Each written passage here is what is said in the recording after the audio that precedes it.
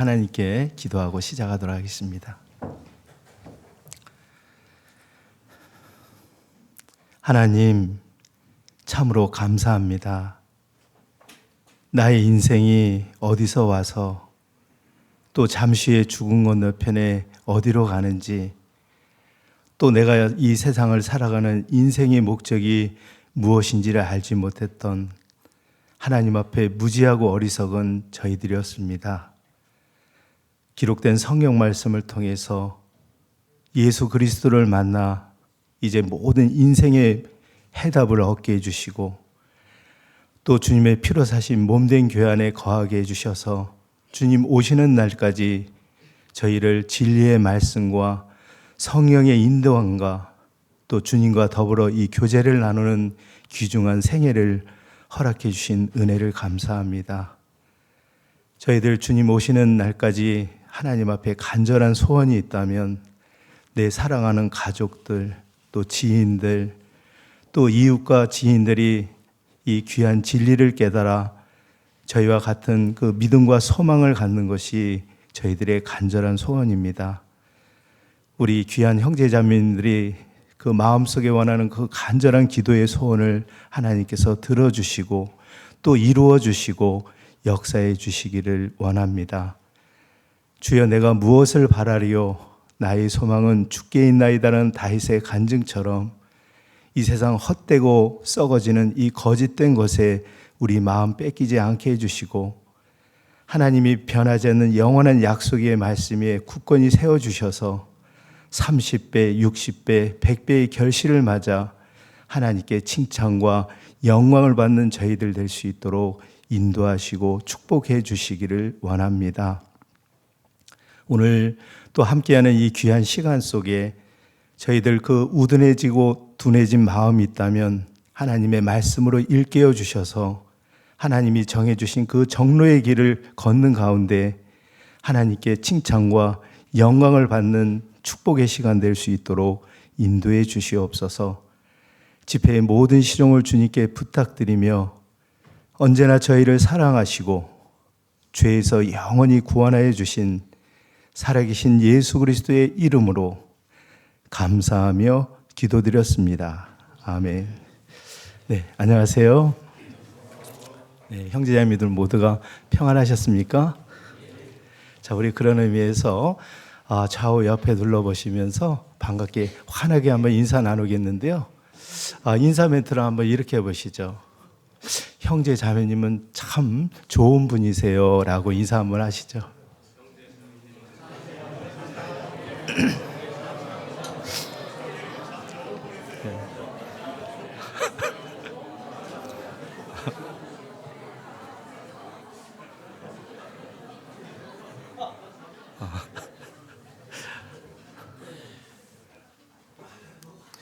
혹시 이렇게 마음속에 당신 별로야 그런 분 없겠죠?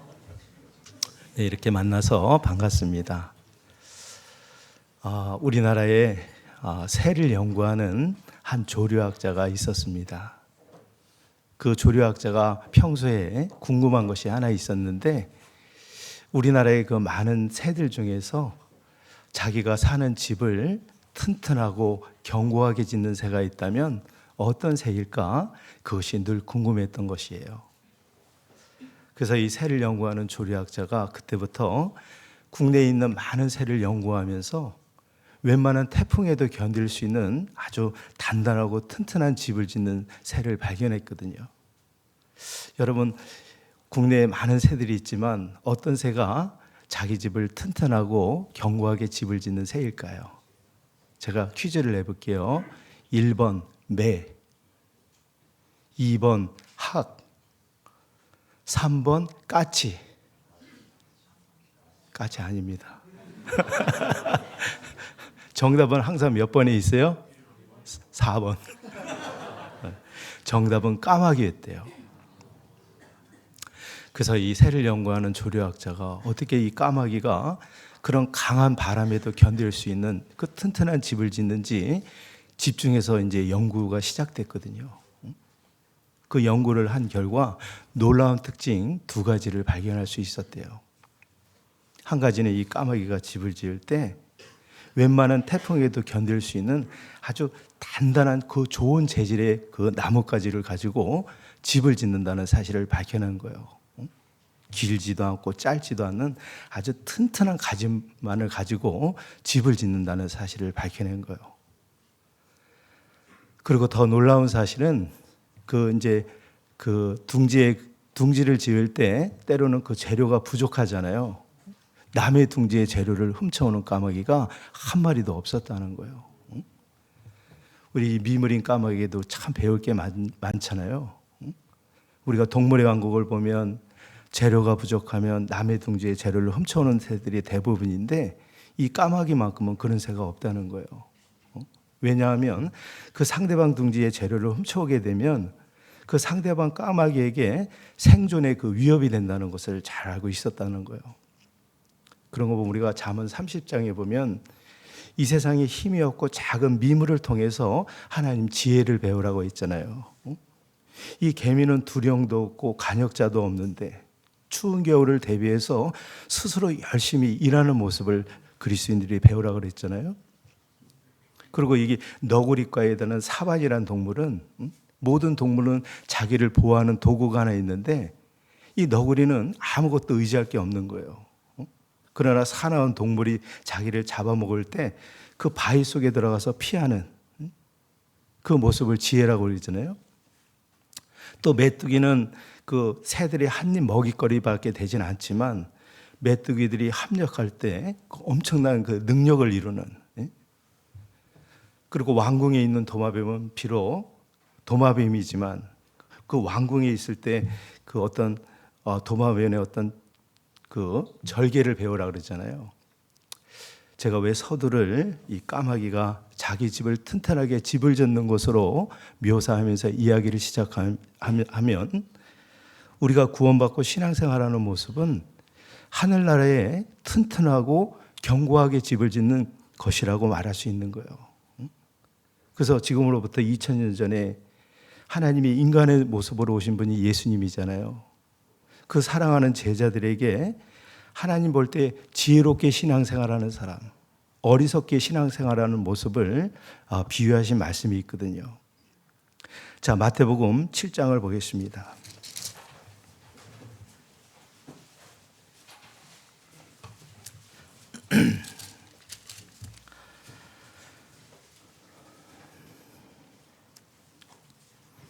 마태복음 7장 24절부터 27절 말씀.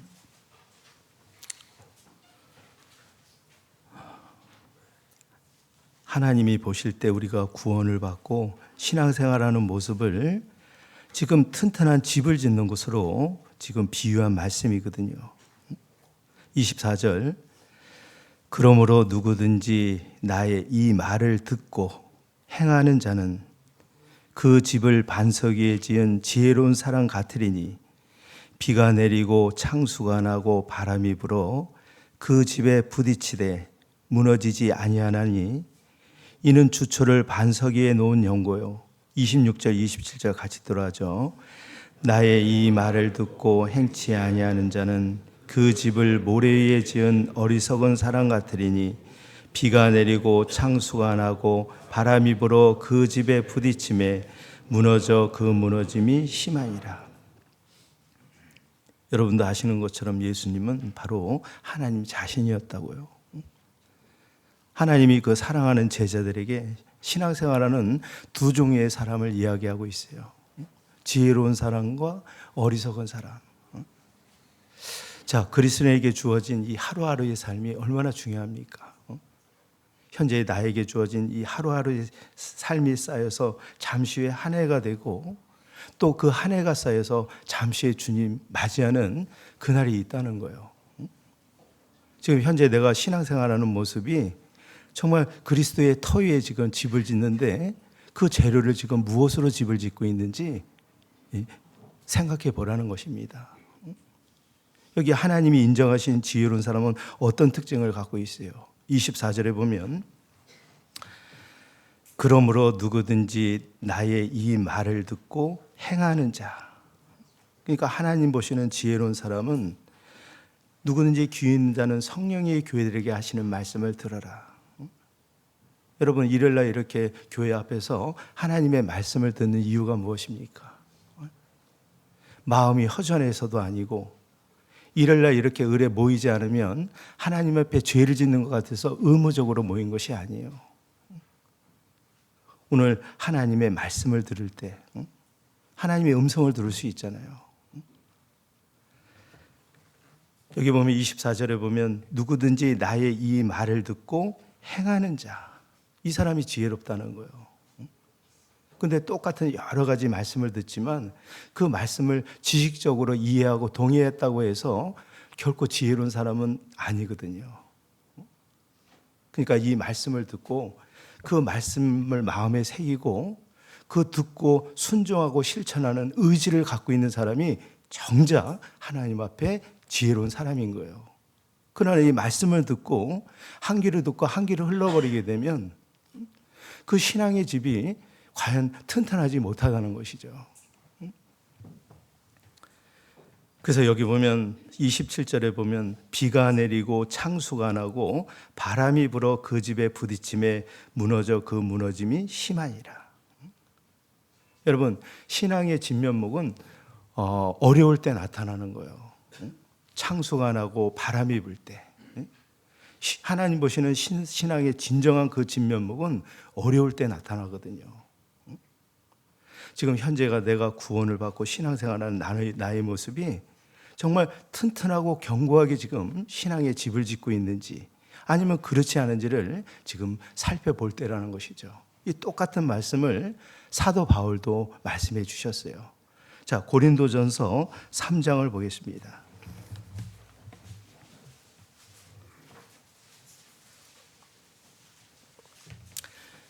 신약 265페이지 되겠습니다.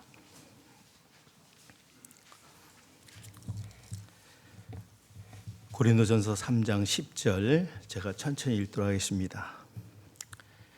내게 주신 하나님의 은혜를 따라 내가 지혜로운 건축자와 같이 터를 닦아두매 다른 이가 그 위에 세우나 그러나 각각 어떻게 그 위에 세우기를 조심할지니라. 이 닦아둔 것 외에 능히 다른 터를 닦아둘 자가 없으니 이 터는 곧 예수 그리스도라. 만일 누구든지 금이나 은이나 보석이나 나무나 풀이나 지프로 이 터에 세우면 각각 공력이 나타날 터인데 그날이 공력을 밝히리니 이는 불로 나타내고 그 불이 각 사람의 공력이 어떠한 것을 시험할 것임이라. 14절 15절은 같이 읽도록 하십니다. 만일 누구든지 그 위에 세운 공력이 그대로 있으면 상을 받고 누구든지 공력이 불타면 해를 받으리니 그러나 자기는 구원을 얻되 불 가운데서 얻은 것 같으니라. 지금 우리가 읽은 말씀은 신약 성경 14권을 기록한 사도 바울의 간증의 말씀이에요. 여러분도 아시는 것처럼 사도 바울은 하나님 앞에 은혜로 구원을 받기 전에는 그 율법에 흠이 없는 율법주의자였다고요. 그래서 하나님의 은혜로 구원받은 사람들을 앞장서서 잡아 죽이고 어떤 살인자고 핍박자고 포행자였던 살기 등등했던 사람이었어요. 다메섹 도상에서 주님을 만났습니다. 사울아 사울아 네가 어찌하여 나를 핍박하느냐. 그러니까 율법이 아닌 하나님의 은혜로 구원을 받은 사람이라 할 수 있잖아요. 신약 성경 14권을 기록한 거예요. 그 구약의 어떤 어려운 난해한 문제들을 아주 쉽게 풀어서 지금 그분이 쓴 말씀을 우리가 지금 읽고 있거든요. 이 사도 바울이 지금 이 말씀을 통해서 우리에게 어떤 중요한 메시지를 깨닫기를 원하시거든요. 그러니까 구원받은 그리스도인은 지혜로운 자로서 지혜로운 자가 마치 그 건축하는 것처럼 집을 지을 때 어떤 사람은 지혜로운 사람은 그 재료를 지을 때 금과 은과 보석의 재료로 집을 짓는 사람이 있고 반대로 나무나 풀이나 지푸라기로 집을 짓는 두 종류의 사람이 있다고 말씀하시잖아요. 저는 이 말씀을 연구하면서 사도 바울이 왜 이런 말씀을 해주셨을까? 지금 우리가 지금 신앙생활하는 것은 사람에게 보이려는 그런 외적인 신앙생활이 아니라, 외식적인 신앙생활이 아니라 내면 속으로 짓는 것이라는 것이죠. 우리가 지금 신앙생활하는 모습을 사람은 외모를 보고 판단하지만 하나님은 나의 중심을 보시거든요. 지금 현재 내가 신앙의 집을 짓고 있는데 내면 속으로 짓는 것이기 때문에 얼마든지 뼈대를 세우잖아요. 우리 그리스도의 터에 지금 믿음의 집을 짓는 것이거든요. 금과 은의 보석은 어때요? 여러 가지 시험과 연단을 통해서 딱 세워진 거예요. 근데 나무나 풀이나 지푸라기는 어때요? 나무나 풀이나 지푸라기로 딱 뼈대를 세우고 겉포장을 싹 하게 되면 많은 사람들을 속일 수 있는 거예요. 그러나 하나님은, 사람은 외모를 보지만 하나님은 중심을 보시거든요.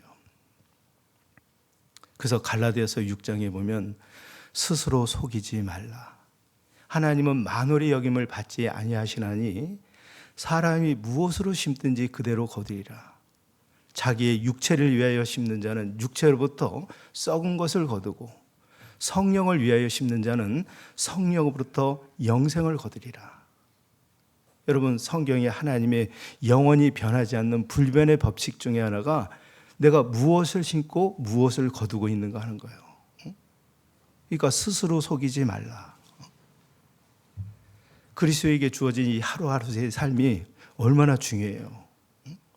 이 잠시 후에 쌓여서 1년이 되고 우리가 잠시 후에 주님 앞에 섰을 때 모든 것이 계산이 된단 말이에요. 안 그렇습니까? 근데 여기 보면 우리가 이제 어떤 교회 안에 어떤 믿음을 평가할 때 흔히 겉모습을 보고 평가할 때가 있다는 거예요.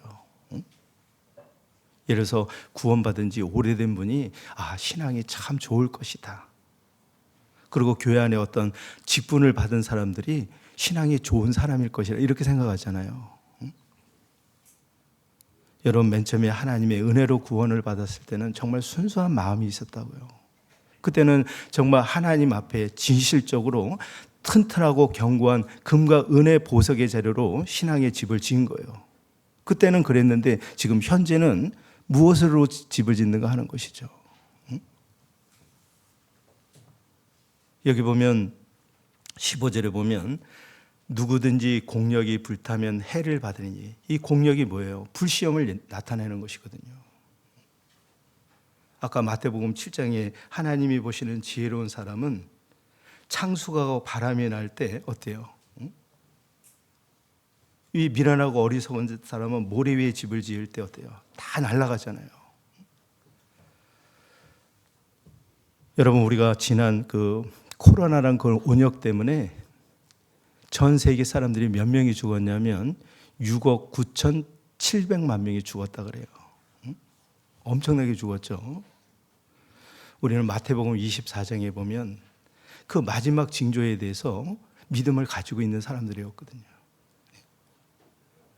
그 예수님이 감람산에 종영에 앉아 계셨을 때 제자들이 주님, 이 세상 마지막 끝에는 어떤 징조가 있겠습니까? 거짓 선지자들의 미혹을 조심해라. 그러니까 거듭나지 못한 어떤 목회자들이 그런 이단에 빠져가지고 그런 일들이 많잖아요, 지금. 처처의 기근과 지진, 나라와 나라의 그 전쟁들. 우리가 에스겔 38장에 보면 그 러시아를 갈고리로 끌어내서 마지막 전쟁이 일어나는 그 모든 비밀을 다 보여주셨다고요. 그리고 누가복음 21장에 보면 지금껏 알 수 없는 그 온역, 질병들이 찾아올 것에 대한 예언이 있었다고요. 그러니까 이 하나님의 말씀으로 믿음이 다져진 사람들은 실제로 그런 징조가 나타났을 때 전혀 흔들리지 않아요.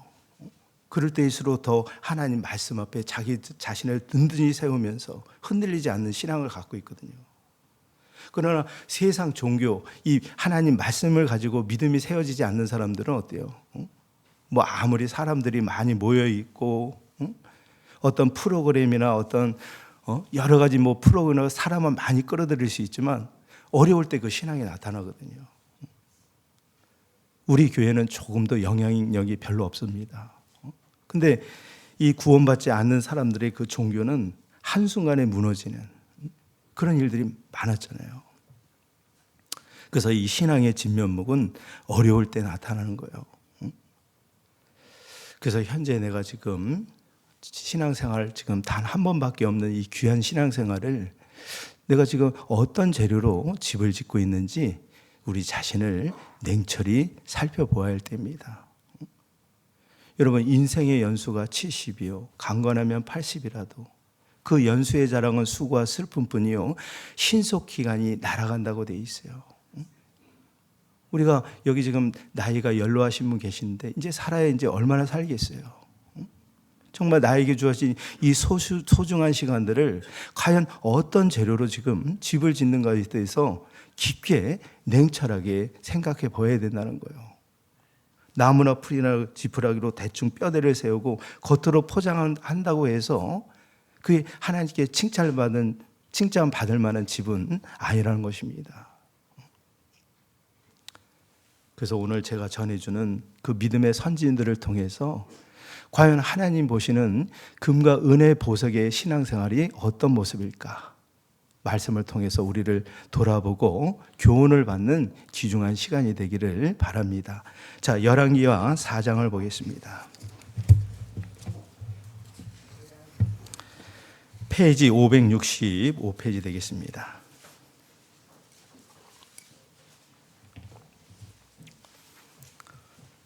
구약 565페이지 열왕기하 4장 8절.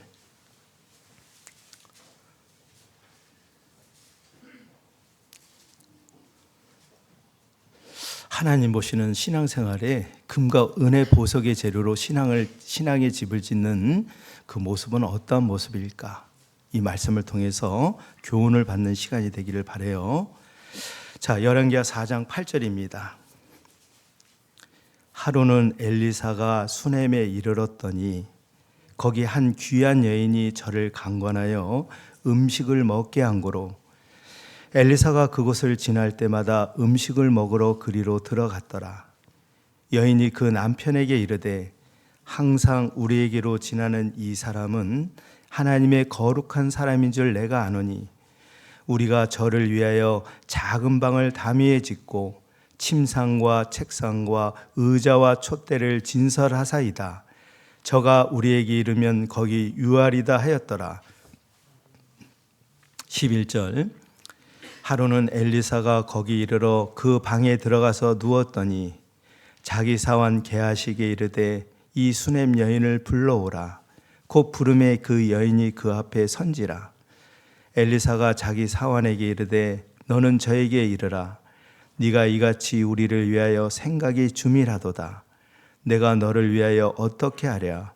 왕에게나 군대 장관에게나 무슨 구할 것이 있느냐? 여인이 가로되 나는 내 백성 중에 거하나이다 하니라. 14절부터 17절 같이 읽도록 하십니다. 엘리사가 가로되 그러면 저를 위하여 무엇을 하여 할꼬? 게하시가 대답하되 참으로 이 여인은 아들이 없고 그 남편은 늙었나이다. 가로되 다시 부르라. 부름에 여인이 문에 서니라. 엘리사가 가로되 돌이 되면 네가 아들을 안으리라. 여인이 가로되 아니로소이다. 내 주 하나님의 사람이요 당신의 계집종을 속이지 마옵소서 하니라. 여인이 과연 잉태하여 돌이 돌아오매 엘리사의 말한 대로 아들을 낳았더라. 우리가 방금 읽은 말씀 속에 이 당시에 하나님의 말씀을 전했던 선지자 엘리사 선지자가 등장하고 있고, 이 엘리사 선지자가 그 먼 거리 수넴 지역에서 말씀을 전했을 때 너무나 지쳐 있고 힘들어 있었거든요. 한없이 지쳐있는 그 엘리사 선지자를 집으로 초청해서 따뜻한 친절을 베푼 이 수넴 여인이 지금 등장하는 것으로 이 성경은 시작되고 있잖아요. 여러분, 이 엘리사 선지자하면 떠오르는 인물이 누구냐면, 이 엘리사의 스승이 누구냐면 그 위대한 엘리야 선지자였거든요.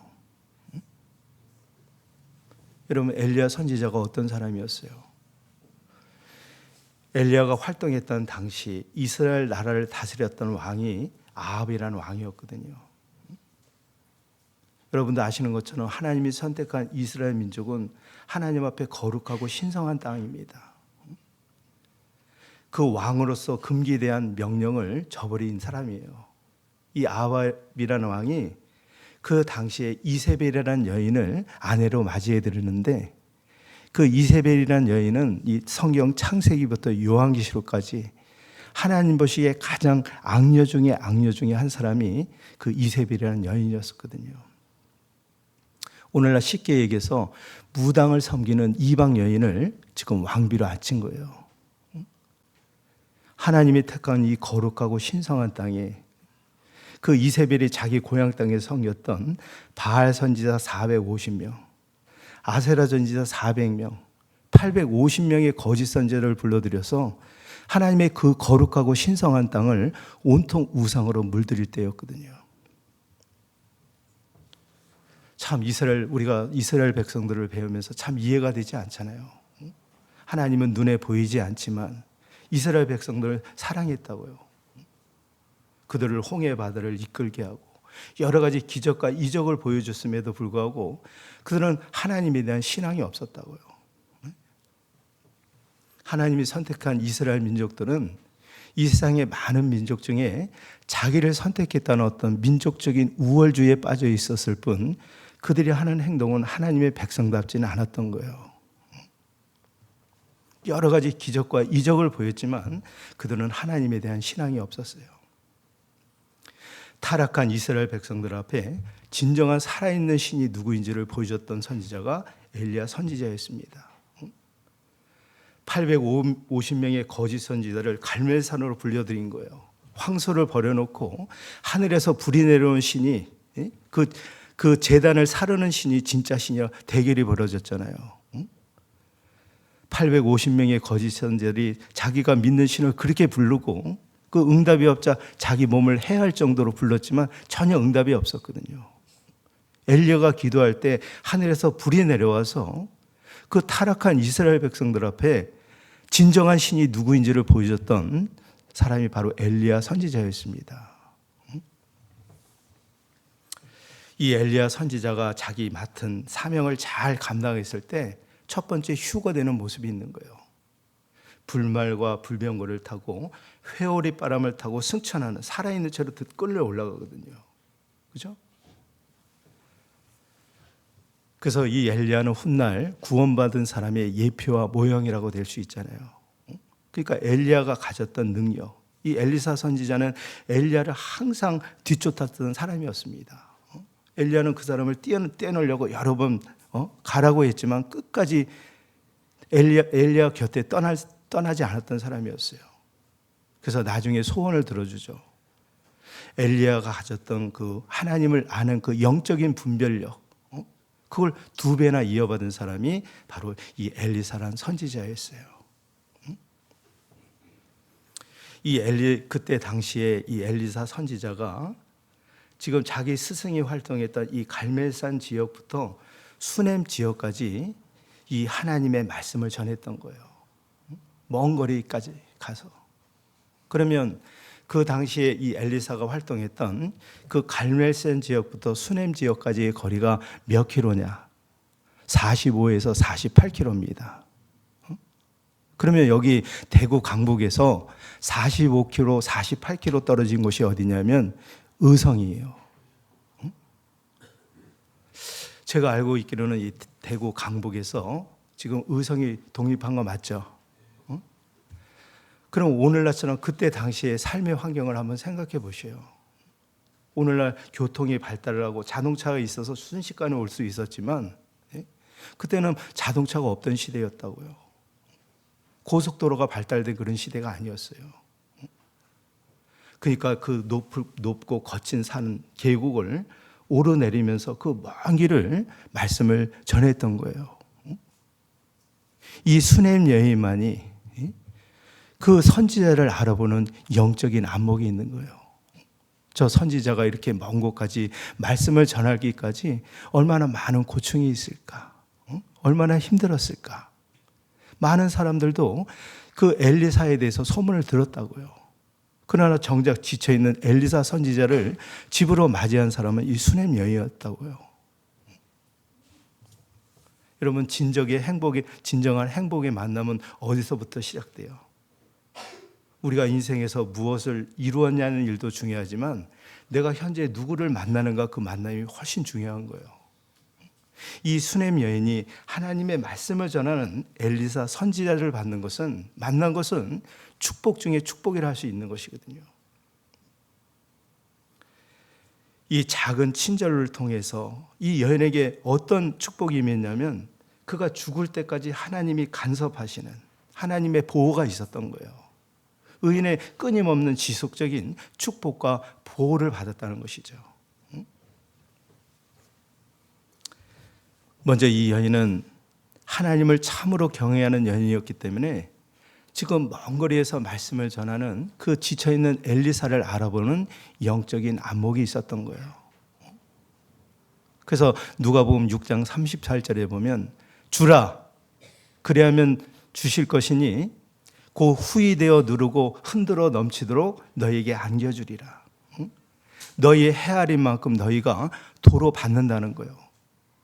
하나님은 구원받은 하나님의 자녀들에게 축복을 주시기를 원하는데, 그 중에 하나가 섬김의 축복을 얘기하는 거예요. 세상 사람들 우리의 그리스도의 말보다는 친절을 보거든요. 세상 사람들은 우리 그리스도의 말보다는 실제 그리스도의 향기를 바라는 그 친절의 그 모습을 보는 거예요. 내가 세상 사람들이 나를 생각할 때 내가 수시로 만나는 그들의 기억은 나는 어떤 모습으로 평가되는지 우리가 생각해 봐야 되잖아요. 너희 그 헤아린 만큼 너희가 도로 받는다는, 헤아린 만큼 도로 받는다는 거예요. 내가 지금 신앙생활하는 가운데 내가 수시로 만나는 이방인들에게 나는 어떤 행동과 친절을 보여주고 있는가? 우리가 사람에게 보이는 것도 중요하지만 잠시 후에 하나님이 우리의 모든 것을 평가하는 그날 하나님이 나의 모든 것을 기억하고 계시거든요. 위선적인 사람, 형식적인 사람, 외식적인 사람, 그걸 구분하신단 말이에요. 신앙의 집을 지을 때는 금과 은과 보석의 재료로 집을 짓는 거예요. 나무나 풀이나 지푸라기로 대충 짓고 겉으로 포장을 하게 되면 사람은 속일 수 있죠. 그러나 하나님은 속일 수 없다는 거예요. 스스로 속이지 말라. 하나님은 만월의 여김을 받지 아니하시나니 사람이 무엇으로 심든지 그대로 거두리라. 자기의 육체를 위하여 심는 자는 육체로부터 썩은 것을 거두고 성령을 위하여 심는 자는 성령으로부터 영생을 거두리라. 하나님이 영원히 변하지 않는 불변의 법칙이 내가 지금 현재 무엇을 심고 무엇을 거두고 있는가, 이것이 중요하다는 것이죠. 이 수넴 여인이 그 하나님 말씀을 전하는 엘리사가 지쳐 있었을 때 그 엘리사 선지자의 마음을 헤아리는 그 마음이 있었던 거예요. 이것이 보석 같은 믿음입니다. 이 여인은 참으로 하나님을 경외하는 믿음을 갖고 있었기 때문에 그 먼 거리에서 하나님의 말씀을 전하는 선지자에 대해서 그 마음을 헤아리고 있었어요. 그런데 놀라운 사실은 이 여인은 참으로 하나님을 경외하는 믿음을 갖고 있는 동시에 하나님이 세워진 질서를 아는 여인이었다는 거예요. 이 수넴 여인이 지쳐있는 엘리사 선지자를 당장 집으로 이끌어들여서 대접하고 싶었지만 이 여인은 그렇게 하지 않았어요. 자기 임의대로 행동하지 않았다는 거예요. 자기 남편에게 동의를 구하고 있거든요. 얼마나 지혜로운 사람이에요. 자, 그 내용을 보죠. 열왕기하 4장 8절. 하루는 엘리사가 수넴에 이르렀더니 거기 한 귀한 여인이 저를 강권하여 음식을 먹게 한 거로 엘리사가 그곳을 지날 때마다 음식을 먹으러 그리로 들어갔더라. 여인이 그 남편에게 이르되 항상 우리에게로 지나는 이 사람은 하나님의 거룩한 사람인 줄 내가 아노니. 그러니까 이 여인은 하나님을 참으로 경외하는 동시에 하나님의 말씀을 전하는 그 선지자의 마음을 헤아리고 있고 영적인 안목을 갖고 있는 아름다운 여인이었어요. 그러면서 10절에 보면 우리가 저를 위하여 작은 방을 담에 짓고 침상과 책상과 의자와 촛대를 진설하사이다. 저가 우리에게 이르면 거기 유하리다 했더라. 여기서 우리가 이 여인의 현모양처의 모습을 발견할 수 있거든요. 절 보세요. 지금 어떤 남편의 동의 없이 허락 없이 임의대로 그 엘리사 선지자를 집으로 이끌어들이게 되면 이 이유를 모르는 남편의 입장에서 오해를 불러일으킬 수 있거든요. 이 남편의 어떤 동의 없이 허락 없이 남편의 입장에서 외간 남자거든요. 그죠? 그래서 가정이 파탄이라고 분란이 일어날 수 있는 거예요. 근데 이 여인은 먼저 그것을 실행하기 전에 이 선지자를 대접하고 싶은 마음이 있지만 자기 남편에게 먼저 동의를 구하는 모습 속에 참으로 현모양처의 모습을 갖춘 지혜로운 여인임을 알 수 있잖아요. 이 말씀 속에 이 여인의 그 마음은 이런 거예요. 여보, 저분은 지금 엘리야 선지자의 능력을 이어받아서 지금 우리 수냄 지역까지 이렇게 말씀을 전해주고 있는데 지금 얼마나 힘들겠어요. 우리가 저분을 위해서 작은 친절을 베풉시다. 그 남편에게 동의를 구한 거예요. 여러분, 이 축복의 그 통로의 비결, 그 엘리사, 하나님 말씀을 전하는 엘리사 선지자를 대접했을 때 하나님이 바라보는 입장에서 하나님의 지쳐있는 선지자를 대접했을 때 거기에 대해서 하나님이 가만히 있지 않죠. 그죠? 구원받은 그리스도인이 내가 수시로 만나는 그 이방인들에게 내가 어떤 친절을 베풀고 있는가, 그들이 나를 어떻게 기억하고 있는가를 생각해야 되는 거예요. 이 말씀은 주님 앞에 구원을 받았음에도 불구하고 정말 사람들에게 아주 인색한 사람에게 경종을 울려주는 메시지이기도 하거든요. 네? 그래서 이 여인은 하나님을 참으로 경외하는 안목을 갖고 있었고 또 하나님이 세워진 질서를 아는 여인이었어요. 여러분도 아시는 것처럼 하나님은 어지러움의 하나님이 아니시라 질서의 하나님이십니다. 자, 이 말씀 본문 잡아두시고 고린도전서 14장을 보겠습니다.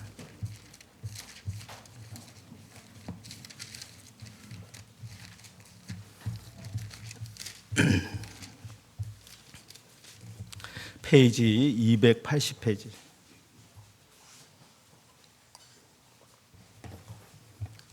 페이지 280페이지. 고린도전서 14장 33절부터 35절 같이 읽어볼까요? 시작. 하나님은 어지러움의 하나님이 아니시요 오직 화평의 하나님이시라. 모든 성도의 교회에서 함과 같이 여자는 교회에서 잠잠하라. 저희의 말하는 것을 허락함이 없나니 율법에 이른 것 같이 오직 복종할 것이요 만일 무엇을 배우려거든 집에서 자기 남편에게 물을지니 여자가 교회에서 말하는 것은 부끄러운 것입니다. 우리 자매님들 이 말씀을 들을 때 기분 나쁘신 분들 있으신가요? 하나님이 이 세상에 질서를 지세워놓을 때 하나님은 어지러움의 하나님이 아니고 질서의 하나님이라는 거예요. 여러분도 아시는 것처럼 하나님 계신 하늘나라에는 수천 수만근의 그 천사들이 있고 그 천사를 다스리는 대장 3명이 있다고요. 루시퍼, 가브리엘, 미카엘. 하나님이 천사를 만든 목적은 하나님만을 섬기는 종의 역할, 이후에 구원받은 하나님의 자녀들을 그 종의 역할로 만든 역할에 불과한 거예요. 이 루시퍼 천사는 광명의 천사처럼 아주 아름다운 천사였거든요. 결국에 하나님 앞에 교만에 이르게 되고 그것이 발각되어서 우리의 씨름은 혈과 육에 대한 것이 아니라 이 세상의 공중의 건세 잡은 악한 영들하고 열의 싸움이 있지 않습니까? 마귀로 지금 전락해 버린 거예요. 그러니까 하나님이 세워진 질서에 거스르게 되면 천사에서 마귀로 타락하잖아요. 하나님이 만들어 놓으신 이 하늘의 찬란한 그 빛나는 별들이 자기 그 위치에 있을 때 아름다운 거예요. 근데 가끔 자기 위치에서 벗어난 별들이 어디에 빨려 들어가죠? 블랙홀에 빨려 들어가는 거예요. 여러분, 하나님은 어지러움이 하나님이 아니라 질서의 하나님이라고요. 어떤 교회의 어떤 중요한 안건을 정할 때도 형제 위주로 정하는 거예요. 그렇게 돼 있잖아요. 오늘날 세상 종교들 보세요. 그 여자 목사가 가운을 입고 막 강당에서 막 남자를 주관하고 가리켜. 하나님은 그렇게 세워주지 않았거든요. 그죠? 하나님은 이 정사와 권세에게도 질서를 세워주시고, 교회 안에 왜 질서가 없겠어요? 만물을 다스리는 이 교회는 머리로 돼 있는 거예요. 그러니까 우리가 신앙생활할 때 너희가 선줄로 생각할 때 넘어질까 조심하라는 말씀을 생각할 때 그 질서를 잘 생각해야 된다는 거예요. 수냄 여인 보셔요. 아무리 그 선지자를 대접하고 싶은 좋은 의도가 있었지만 자기 함부로 하지 않고 자기 남편에게 동의를 구한 거예요. 여보, 저 지쳐있는 선지자, 자기도 축복을 받는 역할을 했지만 그 남편에게도 축복을 받을 수 있는 통로의 역할을 한 이 지혜로운 여인을 보셔요. 그래서 이 수냄 여인은 정말 하나님께 보석 같은 신앙의 믿음을 보여주고 있거든요. 하나님을 참으로 경외하는 자.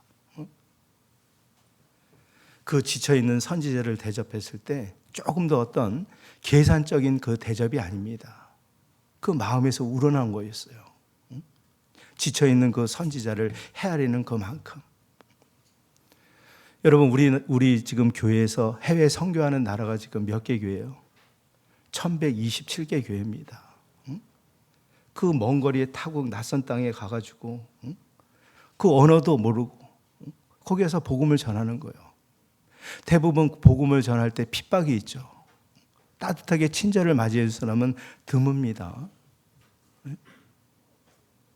이 귀한 생명의 복음을 전할 때 순순히 받아들이는 사람이 없다고요.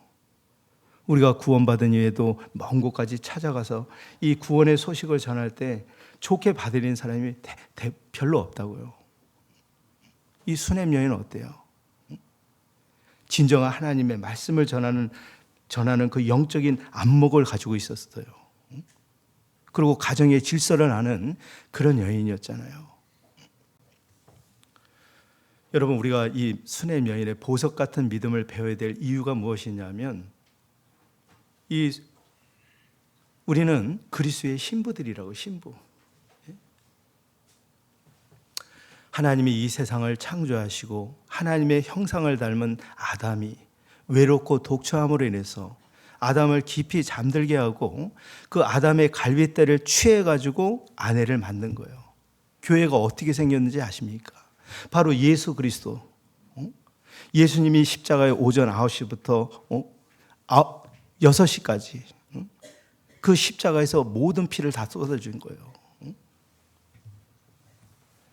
그 예수님의 피로 구원받은 그리스도인들은 현재 그 교회라고, 진정한 하나님 계신 교회라고 할 수 있는 것이거든요. 예수님이 십자가에 죽으시고 부활하신 후에 지금 그 주님이 지금 어디에 머무시냐면 성령을 받은 그리스도의 몸 안에 계셔요. 여러분 아시죠? 우리가 교회하면 많은 사람들이 교회 가는 걸 잘 모르기 때문에 어떤 큰 건물 안에 빨간 십자가 있으면 그 건물이 큰 교회다고 생각하지만 건물이 교회가 아닙니다. 요한복음 14장에 보면 그 예수님께서 이제 십자가에 달리기 전에 사랑하는 제자들에게 마지막 고별 말씀을 하셨거든요. 너희는 마음에 근심하지 말라. 하나님을 믿으니 또 나를 믿으라. 내가 너희를 위하여 처소를 예비하러 가노니 가서 너희를 위하여 처소를 예비하면 내가 다시 와서 너희를 나 있는 곳에 영접하리라. 예수님을 3년 반 동안은 쫓았던 제자들도 지금 예수님이 십자가에 죽으려는 그 의미를 전혀 알아차리지 못하고 있는 거예요. 철이 없는 제자들입니다. 그 실망에 빠져 있는 제자들에게 하나님 위로의 말씀을 주신 거예요. 너희는 마음에 근심하지 말라. 예수님이 이 세상에 오신 이유가 뭐예요? 예수님이 왜 이 세상에 오셨는지, 그분이 나와 무슨 상관이 있는지, 그분이 왜 그렇게 십자가에 피 흘렸는지 그 의미를 모르는 사람이 많아요. 예수님이 십자가에 죽고 나면 보혜사라는 성령을 보내주시겠다는 약속대로 마가복음 사도행전 1장에 보면 오순절날 그 예수님의 제자들이 마가 다락방에 모였을 때 그 성령이란 보혜사가 그들에게 임했다고요. 그 성령의 역사로 지금 나에게까지 구원을 받은 거예요. 그래서 사도행전 2장 38절에 보면 회개하라. 회개 없는 죄사함은 없습니다. 성경을 통해서 하나님을 발견하고 그 하나님이 말씀하신 그 십계명 앞에 내가 천국 갈 수 없는 죄인이라는 것을 알았을 때 하나님께 부르짖는 회개가 시작되거든요. 그 회개할 때 성령이 들어오는 거예요. 그죠? 그러니까 하나님이 지금 십자가에 죽으시고 부활하신 그 주님이 지금 성령으로 지금 이 교회 안에 역사를 하는 것입니다. 숫자가 중요한 게 아니에요. 자, 마태복음 18장을 보죠.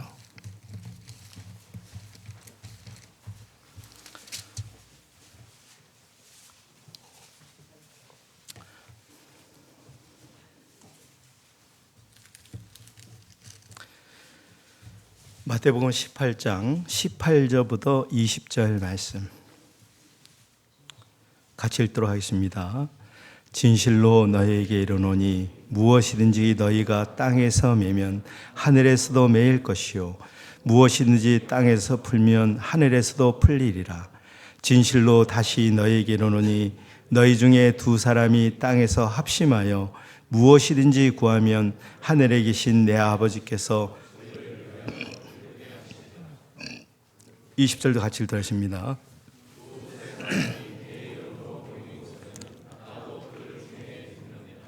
그러니까 많은 사람들이 이 교회관에 대해서 알지 못하는 사람들은 건물이 교회라고 생각하지만 건물이 교회 아니에요. 교회가 아닙니다. 주님이 십자가에 부활하시고 승천하신 후에 지금 어떤 모습으로 오셨냐면 구원받은 그리스도의 몸속 안에 지금 성령으로 계신 거예요. 그래서 두세 사람이 내 이름으로 모인 곳에 너희와 항상 함께 있다고 되어 있거든요. 영원히 함께 있을 것이다. 그래서 하나님은 지금 두세 사람이 모인 지금 이 자리에서 우리의 말하는 생각, 하나님은 우리를 감찰하시는 분이죠. 우리의 몸과 마음을 만드신, 몸과 영혼을 만드신 분이 지금 현재 내가 어떤 생각을 갖고 있느냐, 어떤 마음을 갖고 있는지 그걸 모르시겠어요, 하나님은?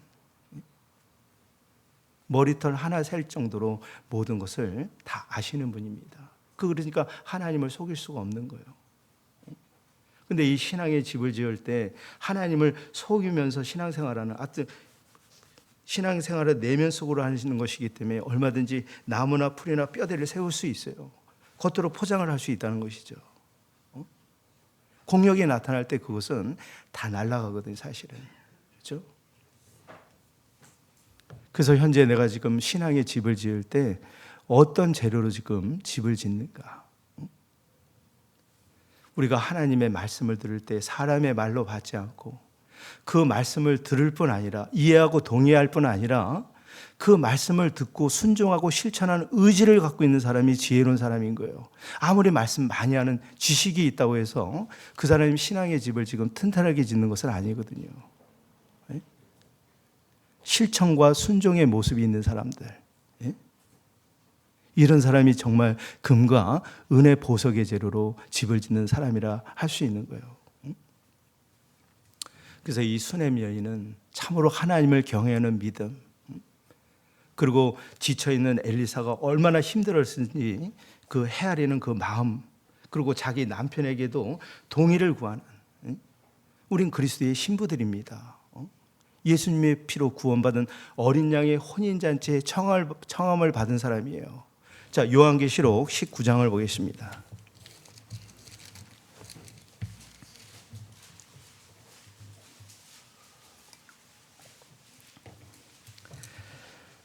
요한계시록 19장 7절부터 9절 말씀.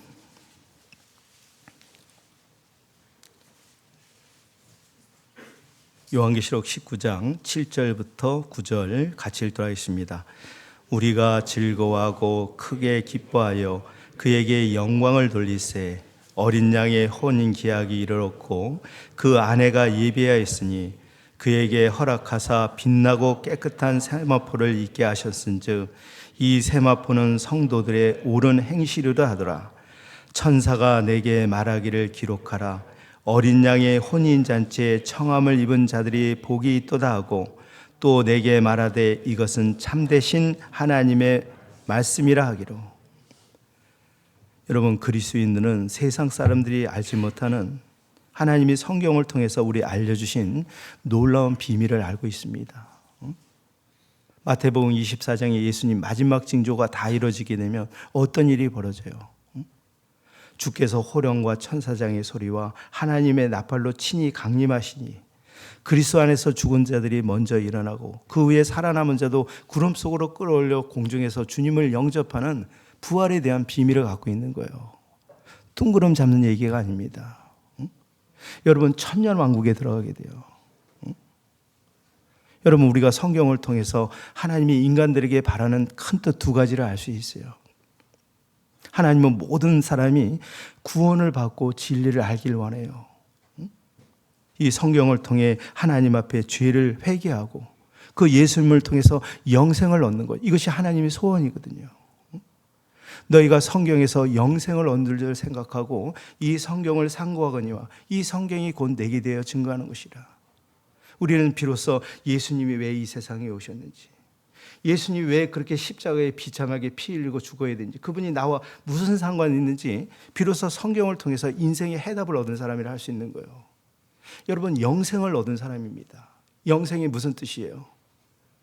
영원히 늙지 않고 죽지 않는 실제 영생 불사의 믿음을 갖게 된 것입니다. 여러분, 중국의 그 진시아 왕이 나이 50이 못 돼서 죽었어요. 그 영생을 사모하는 마음이 있었거든요.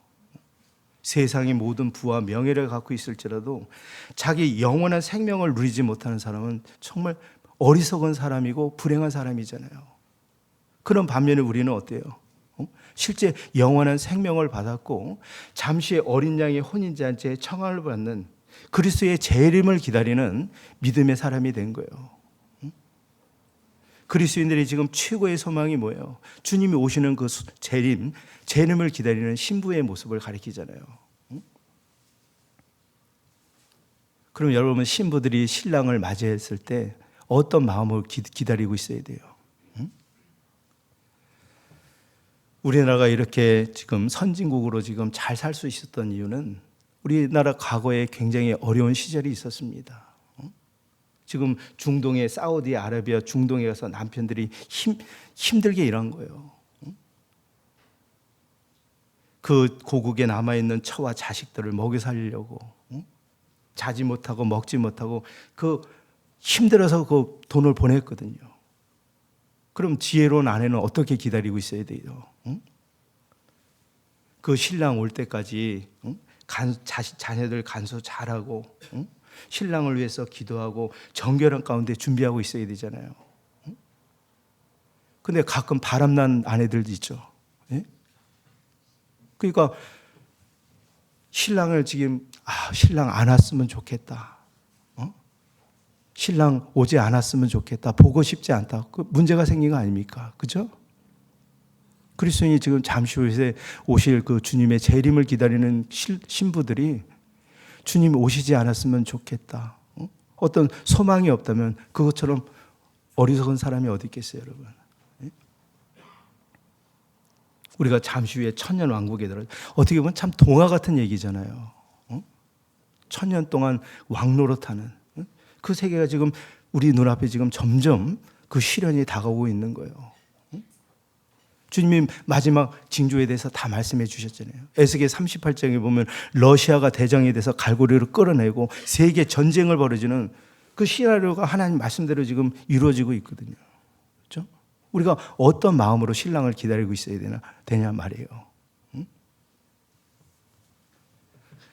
그래서 너희는 정신을 차리고 깨어 근신하고 돼 있거든요. 마귀가 우는 사자처럼 두루다니며 삼키자를 찾는다는 거예요.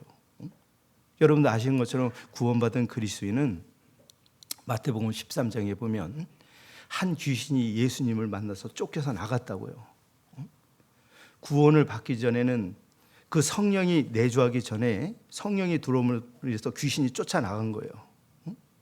근데 귀신이 나갈 때 집이 비었으므로 나간 물 없는 곳을 다니다가 다시 자기 집으로 돌아오려는 특징을 갖고 있죠. 그건 무엇을 가리켜요? 그리고 나중 형편이 그 7 귀신을 더 데리고 와서 더 처음 형편이 나중보다 더 심각해지는, 제가 그런 분들 많이 봤거든요, 사실은. 우리가 구원을 받았을 때 성령이 내주함으로 해서 그 악한 귀신의 영이 지금 쫓겨난 거예요. 근데 귀신의 영이 갈 곳이 없기 때문에 원래 살았던 그 집을 지금 빈틈을 보고 있는 것입니다. 여러분, 그 마귀하고 영적인 싸움에서 내가 무방비 상태로 그냥 내버려두면 어떻게 될 것 같아요? 그 영적인 싸움을 시작하지 않고 그냥 무방비 상태로 내어둔다면 마치 도적이 들어와서 모든 좋은 것을 앗아가는 것처럼 하나님이 나에게 주신 모든 것을 다 뺏어가 버리는 것이 이 마귀거든요. 요즘 일어나는 일들을 보세요. 사람을 죽이고 마약, 강간, 온통 그 세계에 대해는 악한 영들이 지금 그들의 생각과 마음을 주장하는 것이거든요. 지금 정신을 차리고 깨어 근신할 때입니다. 고린도후서 13장 5절에 보면 그러므로 너희가 믿음에 있는가 너희 자신을 시험하고 확증하라. 예수 그리스도께서 너희 안에 계신 줄 너희가 스스로 알지 못하느냐? 그렇지 않으면 너희가 버리온 자라는 거예요. 예수님이 마태복음 3장에 보면 손에 키를 들고 자기의 타작 마당을 정하사 알고 곤모아 곳간에 드리고 쭉정이는 꺼지지 않는 불에 태우리라는 말씀이 있죠. 이 신앙의 세계에서도 하나님 보시는 영적인 알곡이 있고 쭉정이가 있는 거예요. 그때 두 사람이 밭에 있음에 하나는 데려감을 당하고 하나는 버려둠을 당하는, 그동안 많은 말씀을 주셨잖아요. 예수님을 따랐던 그 유다 3년 반 동안 하나님의 주옥 같은 말씀을 들었습니다. 그러나 생각은 어때요? 몸은 교회에 나올 수 있었지만 항상 생각이 엉뚱한 데 가 있어요. 예수를 팔려는 생각이 있었거든요. 그래서 이 사탄 마귀가 지금 나갔다고 해서 우리를 그냥 내버려 두지 않고 수시로 지금 찾아오는 거예요. 빈틈을 보고. 너희가 선줄로 생각할 때 넘어질까 조심하라는 거예요. 맨 처음에 하나님께 구원을 받고 참으로 진정한 순수한 신앙으로 금과 은혜 보석의 재료를 지었다면 현재 내가 지금 뭐 큰 직분을 받았다고 해서 구원받은 지 오래됐다고 해서 신앙의 재료를 무엇을 짓고 있는지 그걸 보라는 거예요. 예전에 잘했어요. 근데 현재는 지금 무엇으로 집을 짓고 있는지 그걸 생각해 보라는 거예요. 그래서 이 수넴 여인은 신랑된 그 신부의 모습, 아름다운 하나님께 인정받는 신부의 모습을 우리에게 보여주고 있는 거예요. 질서를 알기 때문에. 그래서 사람에게 칭찬받고 하나님께 인정받는 신부가 있죠. 잠언 31장을 보겠습니다.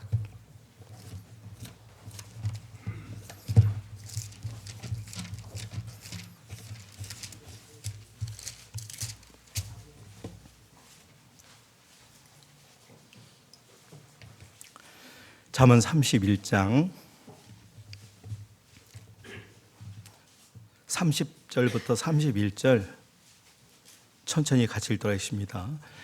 고운 것도 거짓되고 아름다운 것도 헛되나 오직 여호와를 경외하는 여자는 칭찬을 받을 것이라.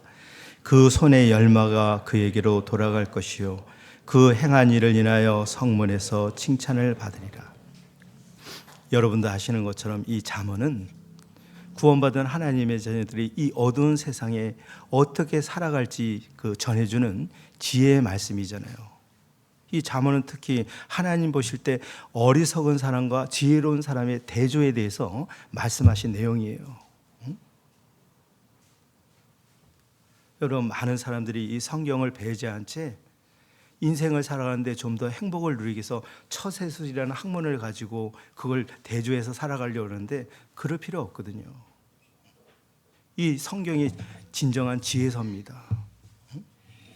여러분도 아시는 것처럼 하나님의 말씀은 추상적이고 꾸며진 이야기가 아니거든요.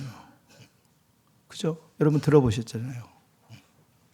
하나님의 말씀은 알아듣기 어렵고 딱딱한 교리적인 이야기도 아니고 애매모호한 추상적인 이야기가 아니라 사실을 근거로 하고 있는 거예요. 그죠? 율법의 한 획이 없어짐보다 천지가 없어진 것이 쉬우니라. 하나님 한 말씀 앞에서는 완전히 이루어지는, 그래서 성경을 진리라고 말하는 거예요. 그 진리의 말씀을 놔두고 무슨 처세술에서 무슨 지혜를 얻어요. 여기 지금 이 지혜로운 여인이 하나님께 인정을 받고 있잖아요. 30절에 보면 고운 것도 거짓되고 아름다운 것도 헛되다. 이 말씀이 뭐예요? 하나님이 보시는 그 신랑을 기다리는 신부의 모습, 하나님 보시는 지혜로운 신부는 어때요? 고운 것도 거짓되고, 그러니까 하나님께 인정받고 칭찬받은 이유이 그 여인의 아름다운 매력적인 얼굴 때문에 칭찬받는 게 아니었거든요. 그리고 그 여인의 어떤 독특한 매력 때문에 칭찬받은 것도 아니었어요. 이 지혜롭고 현숙한 이 아내가 하나님께 칭찬을 받은 것은 그동안 하나님 말씀을 들었던 내용 잘 들었거든요. 그러니까 그 말씀을 듣고 순종하고 실천했기 때문에 이런 칭찬을 받는 거예요. 그러나 아무리 말씀을 들어도 변화가 없고 살아가는 행동이 정말 하나님 앞에 정말 합당치 않는데 우리가 하나님 말씀을 듣는 이유가 무엇이냐고요. 마음이 허전해서도 아니고 일요일날 의무적으로 모이는 것이 아니라는 거예요. 우리가 하나님의 말씀을 들을 때 비로소 하나님이 내 영적 상태를 지금 진단해 주시거든요. 이 말씀은 우리를 깨닫게 해주시잖아요. 지금 내가 신앙생활하는 나의 모습이 어떤 모습인지, 우리는 잠시 후에 주님의 신랑된 주님을 기다리는, 주님의 재림을 기다리는 신부들이에요. 어떤 모습으로 주님을 기다려야 될까요? 그래서 이 수냄 여인, 참 하나님을 참으로 경외하는 올바른 믿음, 그리고 지쳐있는 그 선지자에 대해서 그 마음을 헤아리는 그 따뜻한 마음, 그 정말 순수하고 친절한 마음, 그 엘리사 선지자를 만남으로 인해서, 그 작은 친절로 인해서 그에게 어떤 축복이 찾아왔냐 말이에요. 끝까지 주님이 간섭하시거든요. 보호해 주시고. 이 수냄 여인이 한때는 있잖아요. 그 이스라엘 나라에 7년 동안 가뭄이 들어왔을 때 블레셋 가서 7년 동안 거기 숨어 있으라고 돼 있거든요. 근데 돌아왔는데 문전 없다, 다 뺏긴 거예요. 그래서 하나님이 그 왕을 보내가지고 한순간에 해결해 주는. 그러니까 하나님은 의인을, 참으로 하나님을 믿고 섬기는 경외하는 사람은 끝까지 하나님은 지켜주시고 보호해 주시는 거예요. 이런 믿음을 가진 여인을 통해서. 여러분 생각해 보세요. 이렇게 따뜻한 친절을 받은 그 엘리사 선지자의 입장에서는 너무나 고마워하지 않을까요? 그 다른 모든 사람들은 그 엘리사에 대해서 전혀 생각이 없었다고요. 그러나 이 여인만큼, 우리가 이제 해외 선교에서 나가는 선교사들이 있잖아요. 그 선교사들의 마음을 헤아리는 사람이 물론 많을 거라고 생각이 됩니다. 그 낯설고 험한 그 타국 땅에 가가지고 이 귀한 생명의 복음을 전할 때 순순히 받아들이는 사람이 없거든요. 많은 핍박과 어려움이 있잖아요.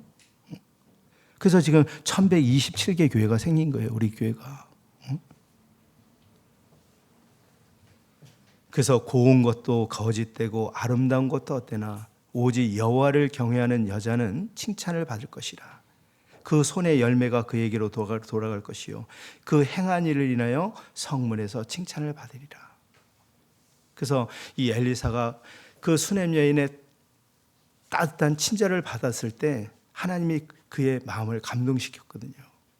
그래서 이 엘리사 선지자에게는 평소에 부리던 남종 하나가 있었는데 그 남종의 이름이 게하시라고요. 게하시라는 남종을 통해서 그 여인의 행적을 알아본 결과 이 여인은 성경의 학자들에 의하면 좀 부유한 여인이었어요. 그런데 남편이 너무 나이 늙은 사람입니다. 그러므로 인해서 아들이 없었던 거예요. 그래서 이 엘리사 선지자가 그 자기에게 친절을 베푼 그 수넴 여인을 불러오게 해요. 내가 앞으로 왕이나 군대 장관을 만나게 되면 네가 나에게 향한 그 친절에 대한 보답으로 소원을 들어주고 싶은데 한번 얘기해 보라는 거예요. 근데 이 여인이 정말 보석 같은 믿음의 신앙을 또 한번 발견할 수 있거든요. 그 내용을 보죠. 열왕기하 4장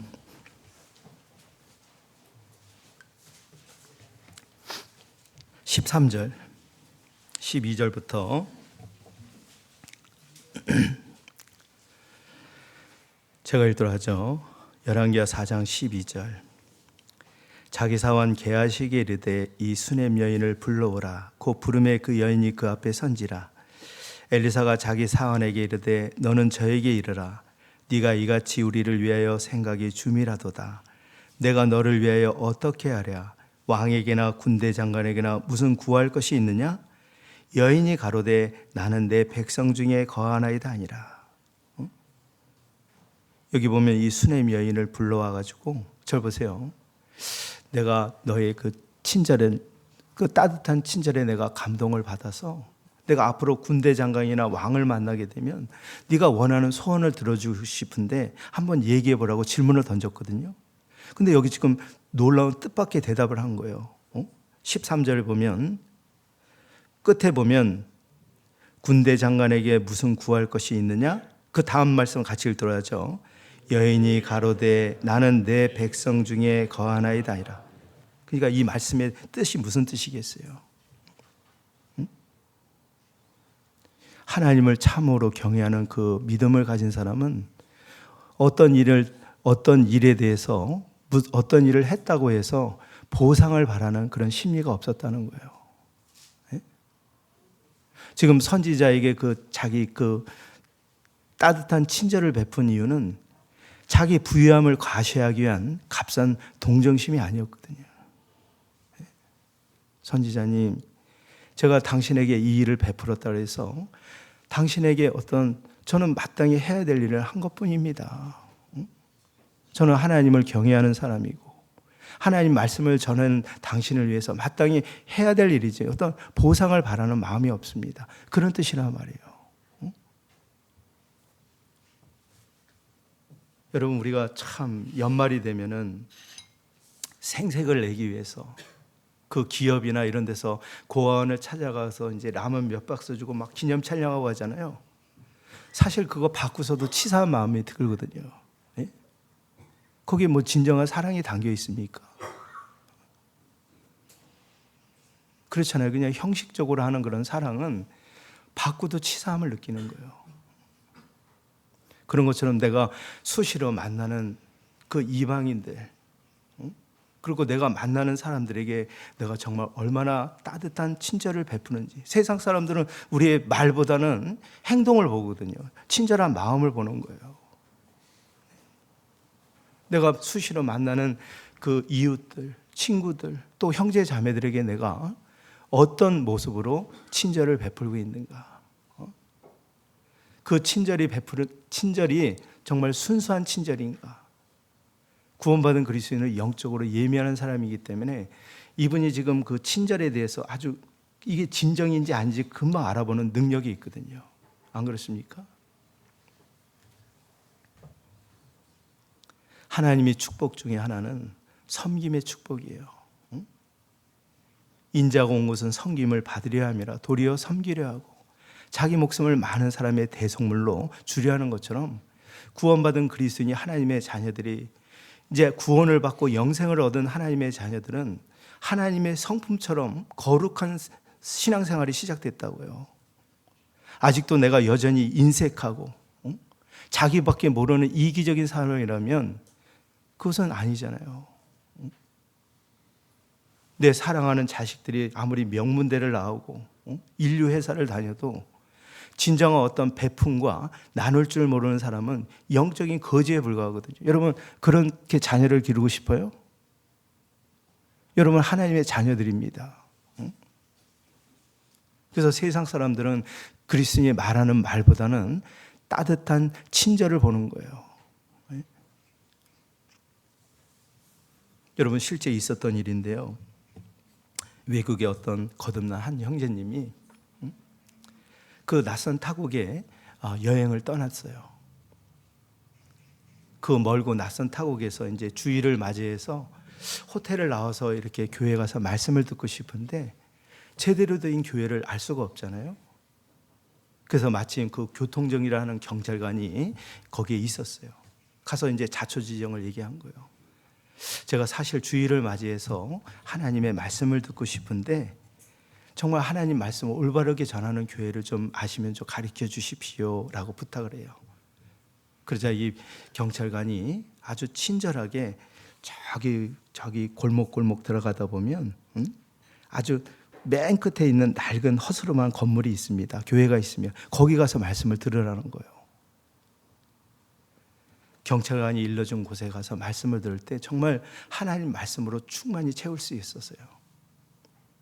그리고 나왔는데 경찰관이 아직도 여전히 교통정리를 하고 있는 거예요. 고맙잖아요. 경찰관이 참 감사합니다. 경찰관님이 일러준 교회 가서 정말 성령의 충만을 받고 정말 내 마음이 기쁩니다. 근데 한 가지 제가 경찰관님에게 질문할 것이 있습니다. 의문이 있습니다. 무엇입니까? 제가 경찰관님이 알려주는 그 교회 건물을 찾아갈 때 대부분 크고 웅장한 그 교회 건물들이 많았는데 왜 허스름한 그 교회 건물을 가르쳐준 그 이유가 궁금합니다. 그 경찰관이 이렇게 미소를 지으면서 얘기하는 거예요. 선생님, 저는 하나님을 믿지 않는 불신자예요. 제가 여기 20년 동안 교통정리를 하면서 각 교회당에서 나오는 사람들의 얼굴 표정을 자세히 관찰한 적이 있습니다.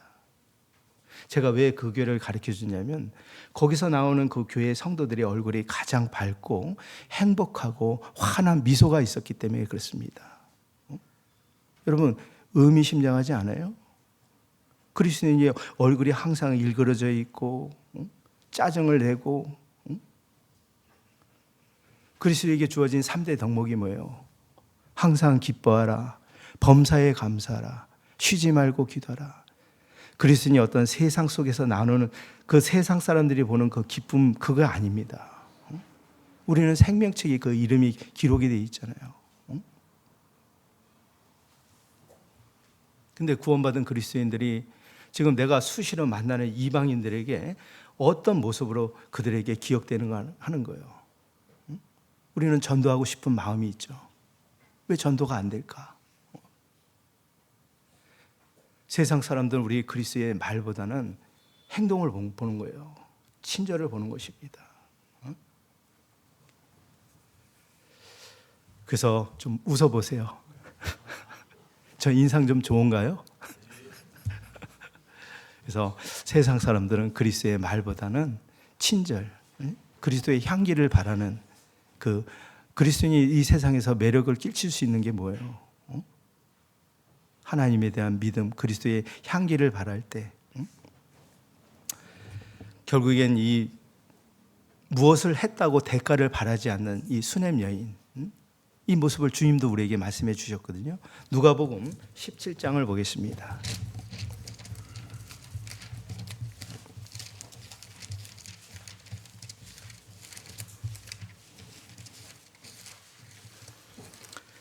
누가복음 17장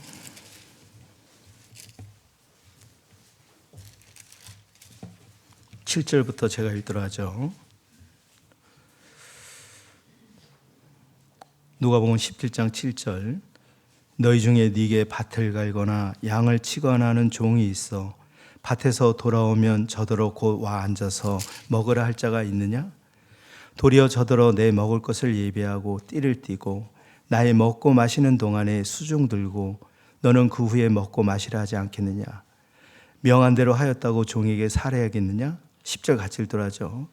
이와 같이 너희도 명령받은 것을 다 행한 후에 이르기를 우리는 무익한 종이라 우리의 하여야 할 일을 한 것뿐이라 할지니라. 여러분, 우리가 하나님과 성도의 관계를 여러모로 이렇게 설명하잖아요. 양과 목자의 관계, 또 주인과 종의 관계, 뭐 여러 가지로 표현하는데 지금 주인과 종의 관계로 지금 설명한 거예요. 한 주인의 종이 있었는데 주인이 하루 종일 밭에서 일하고 돌아왔는데 주인이 밥 먹는 소리도 없는 거예요. 어떻게 보면 참 인색하다고 생각할 수 있잖아요. 여러분, 우리는 하나님이 이 세상에서 베푼 가장 큰 잔치는 무슨 잔치예요? 하나밖에 없는 독생자를 십자가에 내어줘. 그 예수님을 통해서 천국 가는 잔치가 최고의 큰 잔치입니다. 우리는 그 잔치에 초대받은 사람이고 영접하는 자 곧 그 이름을 믿는 자들에게는 하나님의 자녀가 되는 권세를 주셨으니 이는 혈통으로나 육정으로 사람의 뜻으로 나지 아니하고 오직 하나님께서 난 자들. 거듭난 그리스도인들은 하나님의 자녀인 동시에 또 이 귀한 복음을 전하는 그 종의 역할로 부름을 받은 거예요. 하나님이 나를 구원받고 이 주님의 피로 구원받은 교회 안에 나를 불러주셨다는 것은 나를 하나님의 일꾼으로 인정했다는 뜻이거든요. 그죠? 우리가 시편 119편 16절에 보면 여호와께 주신 모든 은혜를 내가 무엇으로 보답할꼬? 십자가에 흘리신 그 보혈의 피로 나의 죄를 대속해 주신 그 주님이 왜 그렇게 십자가에 죽어야 됐어요? 보라, 세상 죄를 지고 가는 하나님의 연인입니다. 제가 7살 때부터 20몇 년 동안 장로를 다녔거든요. 하나님에 대해서 그렇게 알고 싶었어요. 천국에도 가고 싶고. 그러나 제대로 성경을 가르침을 받아본 적이 없거든요. 비로소 그 세상죄 안에 내 죄가 있다는 것을 알게 된 거예요. 저 예수님이 나를 위해서 그때 그 은혜가 얼마나 큰지, 내가 100번 1000번 죽어도 그 은혜를 갚을 길이 없거든요. 그래서 그 은혜에 작지만 보답하고 싶어하는 순수한 마음으로 신앙생활을 했거든요. 그죠? 그런데 언제부터 하나님은 어제나 오늘이나 동일하게 변하지 않는 분인데 신앙생활 오래 하면 오래 할수록 사람의 마음이 변한다는 거예요. 순수한 마음에서 떠나서. 하나님은 어제나 오늘이나 동일해요. 항상 우리를 사랑하시고 보호해 주시고. 근데 문제는 사람의 마음이 변한단 말이에요. 여기 지금 무익한 종의 비유를 통해서 주인이 네가 일했다고 해서 살해하는 종이 어디 있겠느냐. 물론 우리가 일한 대로 요한계시록에 보면 보라 내가 속히 오리니 그의 일한 대로 갚아주리라. 물론 그 일한 것에 대한 보상이 없는 것은 아닌데 마땅히 어떤 일을 했다고 해서 대가를 바라는 마음을 가져서는 안 된다는 거예요. 이 수넴 여인 보시오. 네가 나의 주도한 면밀한 속에 내가 많은 감동을 받았는데 네가 원하는 소원을 들어봐라 했을 때 이렇게 얘기할 수 있다고요. 이 선지자의 능력을 알고 있잖아요. 선지자님, 제가 보시다시피 아들이 없습니다. 아들 하나만 주십시오. 이렇게 얘기할 수 있었던 거예요. 그냥 전혀 그런 마음이 없었다고요. 대가를 바라는 그런 마음이 없었던 것이죠. 이거 하나님 보시는 보석 같은 신앙의 재료가 어떤 거창한 것이 아니라 작은 것, 지극히 작은 것에 충성된 자는 큰 것에도 충성될 수 있는 것처럼. 그래서 마태복음 25장에 보면 오른쪽에 있는 의인들을 양으로 표현했고 왼쪽에 있는 악인들을 염소로 표현했습니다. 한 주인이 먼 여행길을 떠나서 돌아올 때 어때요? 마태복음 25장을 보죠.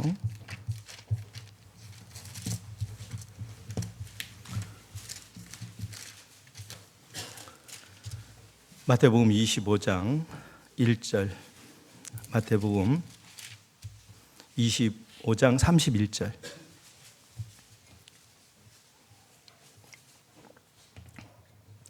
제가 읽도록 하죠. 인자가 자기 영광으로 모든 천사와 함께 올 때에 자기 영광의 보좌에 앉으리니 모든 민족을 그 앞에 모으고 각각 분별하기를 목자가 양과 염소를 분별하는 것 같이 하여 양은 그 오른편에 염소는 왼편에 두리라. 그때 임금이 그 오른편에 있는 자들에게 이르시되 내 아버지께 복받을 자들이여 나와 창세로부터 너희를 위하여 예비된 나라를 상속하라. 내가 줄일 때에 너희가 먹을 것을 주었고 목마를 때에 마시게 하였고 나그네 되었을 때에 영접하였고 벗었을 때에 옷을 입혔고 병들었을 때에 돌아보았고 옥에 갇혔을 때에 와서 보았느니라. 37절 같이 들어가죠.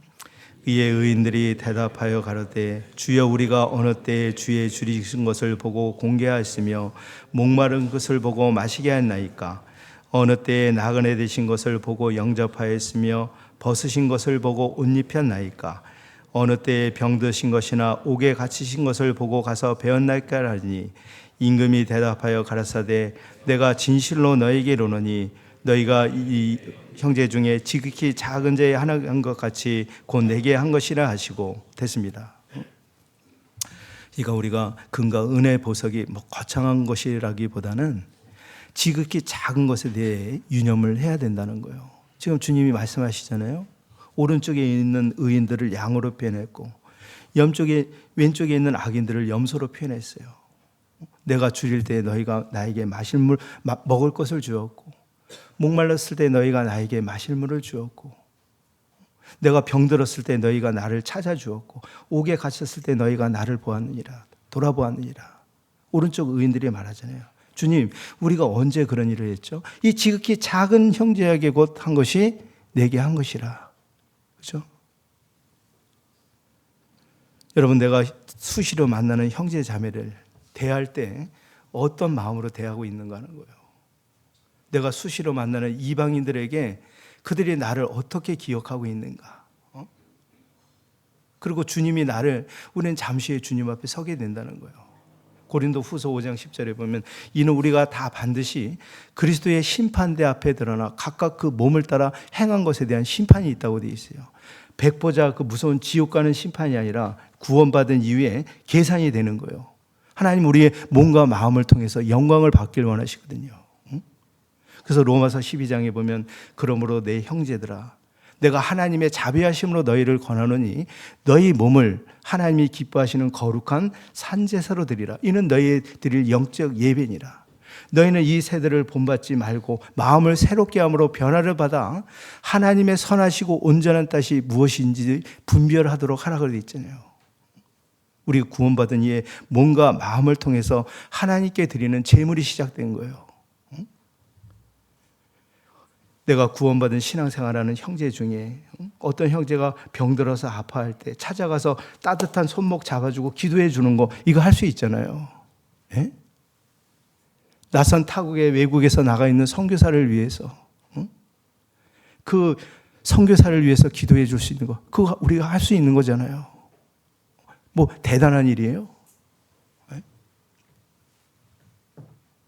현재 나의 신앙생활이 무엇으로 집을 짓고 있는지 어떤 재료로 집을 짓고 있는지 우리 자신을 냉철히 살펴봐야 돼요. 그래서 이 몸을 통해서 우리가 하나님께 영광을 돌린다는 거. 그래서 야고보서 3장에 보면 특히 우리가 구원받은 이후에 조심해야 할 것 중에 하나가 말의 실수입니다.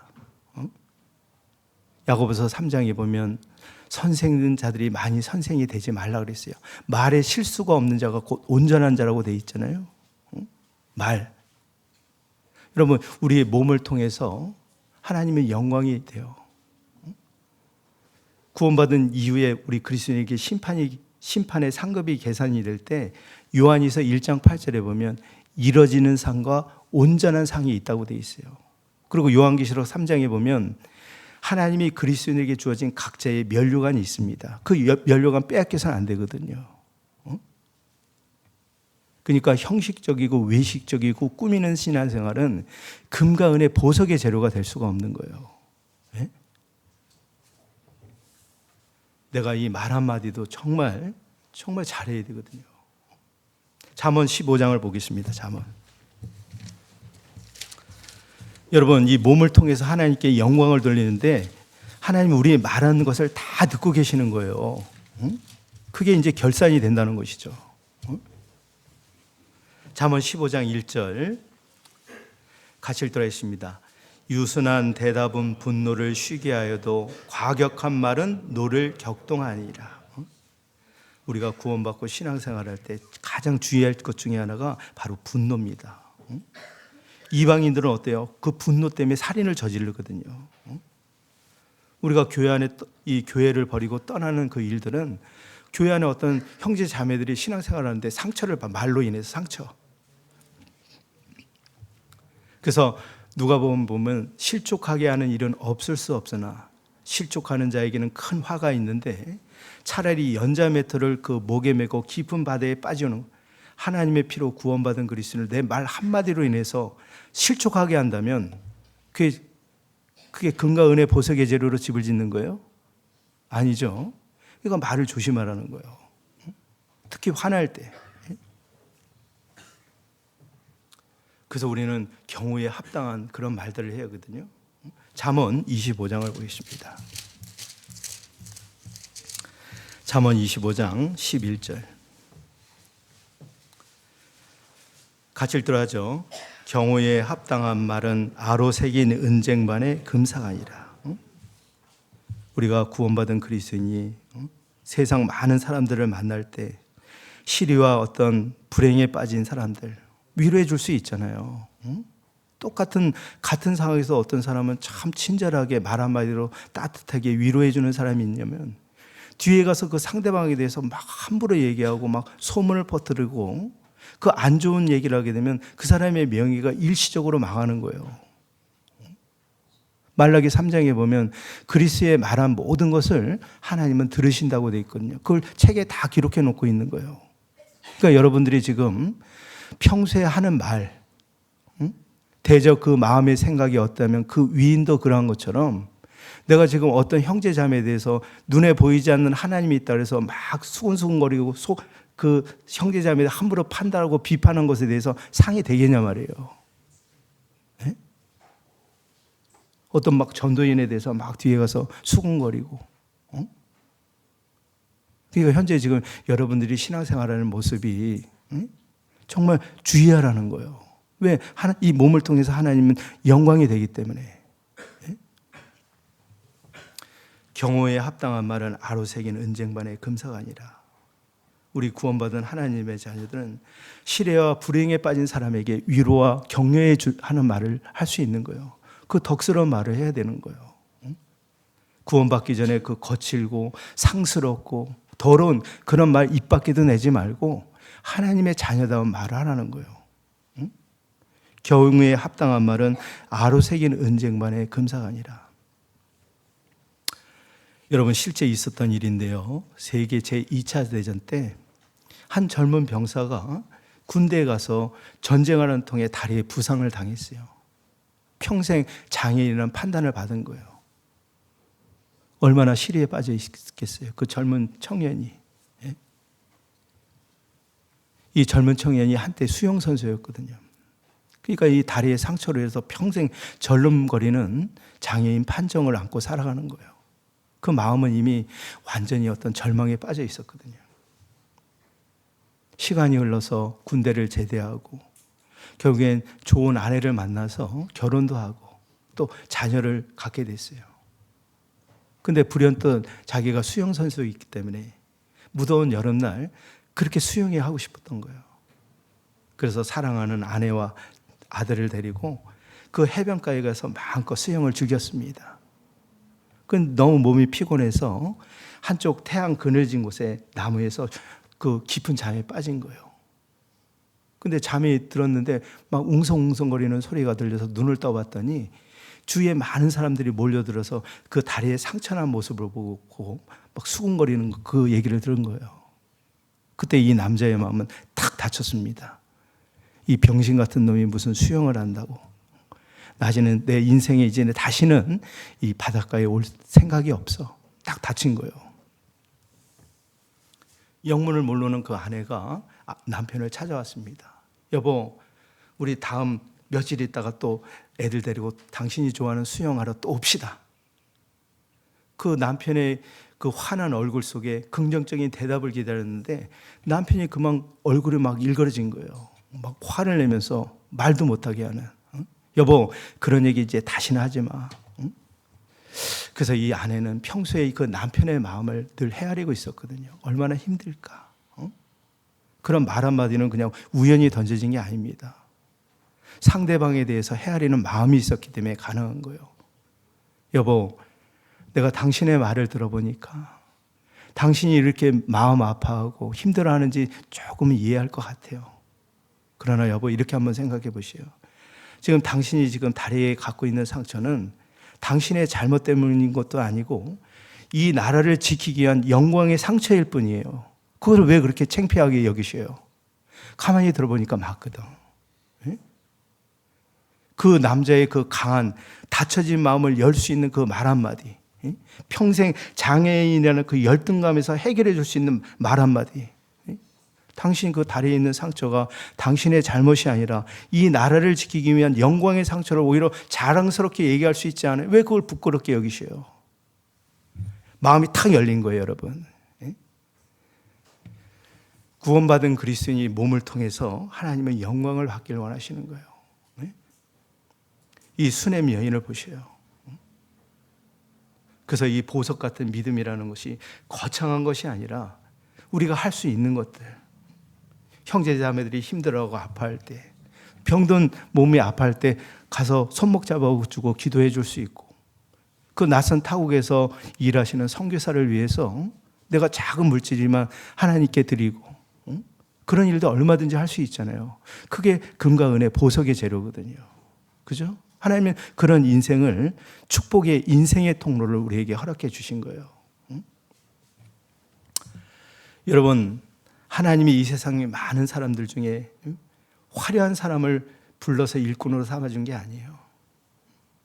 예수님이 택하신 그 제자들 대부분이 야고보, 베드로, 요한은 물고기 잡는 한낱 어부에 불과했던 사람이었어요. 똑똑하고 훌륭한 사람이 있으면 우리는 이 자리에 없습니다. 그렇죠? 문벌 좋은 자가 많지 않다고 되어 있어요. 하나님이 우리가 비록 이 세상의 눈으로는 정말 연약하고 천한 사람이지만 정말 보석 같은 믿음을 갖고 있는 사람이 있기 때문에 그래요. 찬란한 보석을 다루는 이 금속 세공인들은 거친 보석을 어떻게 다루고 연마해야 될지에 대해서 너무 잘 알고 있거든요. 이 세상에 훌륭한 사람들 제해놓고 우리 같은 사람이 그런 사람보다 훨씬 더 쓰임받을 수 있기 때문에 우리를 불러주신 거예요. 여러분들은 하나님의 영광을 나타내는 귀한 믿음의 자녀입니다. 예수님이 이 땅에 오셔서 세상 사람들에게 비친 자신의 모습이 궁금했어요. 그래서 세상 사람들에게 인자를 누구라 생각할 때 대부분 그 예수님이 오신 목적을 모르기 때문에 엘리야, 세례 요한이라고 말합니다. 그 제자들조차 아직도 몰랐었거든요. 그때 베드로가 얘기하잖아요. 주는 그리스도여 살아계신 하나님의 아들입니다. 그 베드로의 신앙 고백 속에 교회가 세워진 거예요, 여러분. 그죠? 좁은 문으로 구하기를 힘쓰라. 좁은 문으로 들어가기를 구하라고 돼 있죠. 멸망으로 인도하는 문은 크고 그 길이 넓어 그리로 들어간 자가 많고 영생으로 인도하는 문은 좁고 협착하여 찾는 이가 적음이라. 요한복음 3장에 보면 물과 성령으로 거듭나지 않으면 하나님 나라를 볼 수 없다고 돼 있어요. 우리는 성령의 구원받은 하나님의 거룩한 교회이고 또 하나님의 빛을 바라는 그리스도의 향기입니다. 그래서 우리에게 주어진 이 소중한 시간들을 하나님 앞에 영원히 금과 은의 보석 같은 재료로 집을 짓고 잠시 후에 주님 맞이하는 그날 하나님께 칭찬과 영광을 받는 모든 분들이 되시기를 진심으로 바랍니다. 아셨죠? 기도하고 마치도록 하겠습니다. 하나님 감사합니다. 하나님 보실 때 이 세상에 여러 종류의 사람이 있습니다. 불의를 행하는 자는 그대로 불의를 행하고 더러운 자는 그대로 더럽게 살고 거룩되게 된 자는 그대로 거룩되고 의를 행하는 자는 그대로 의를 행하라는 주님의 그 엄중한 말씀을 늘 마음속에 새겨봅니다. 하나님, 저희를 구원해 주시고 또 주님 피로 사신 몸된 교회 안에 주님 오시는 날까지 저희를 눈동자처럼 지켜주시고 또 하나님 앞에 그 가장 귀한 극상품의 열매를 맺는 영혼을 건지는 이 거룩한 교회에 함께해 주심을 감사합니다. 저희들 주님을 알면 알수록 우리 자신들이 얼마나 연약하고 우둔하고 어리석은지를 더욱 깨닫게 됩니다. 저희도 오늘 또 주일을 맞이해서 하나님 앞에 그 금과 은혜의 보석의 재료로 신앙의 집을 짓는 귀한 삶을 허락해 주셨습니다. 한 번뿐이 없는 이 귀한 신앙생활, 하나님 앞에 헛되이 낭비하는 시간 되지 않게 해주시고 하나님 말씀의 행보에 굳건히 세워주셔서 30배, 60배, 100배, 1000배의 결실을 맺는 축복의 저희들 될 수 있도록 인도해 주시옵소서. 다음 주서부터 시작되는 주님의 피로 사신 교회 안에 많은 집회들이 계획되어 있습니다. 하나님께서 친히 주관하여 주시고 성령의 역사로 참으로 회개하고 구원받고 하나님 품으로 돌아오는 구원의 역사로 가득 채워주시고 주님 오시는 날까지 저희를 하나님께서 성령의 도구로 마음껏 사용해 주셔서 하나님의 뜻을 펼치는 귀한 축복의 삶 될 수 있도록 인도해 주옵소서. 저희들의 모든 삶을 주님이 가장 기뻐하시는 길로만 인도해 주시기를 바라면서 언제나 저희를 사랑하시고 죄에서 구원해 주신 예수 그리스도의 이름으로 감사하며 기도드렸습니다. 아멘. 예, 은혜 찬송 223장입니다.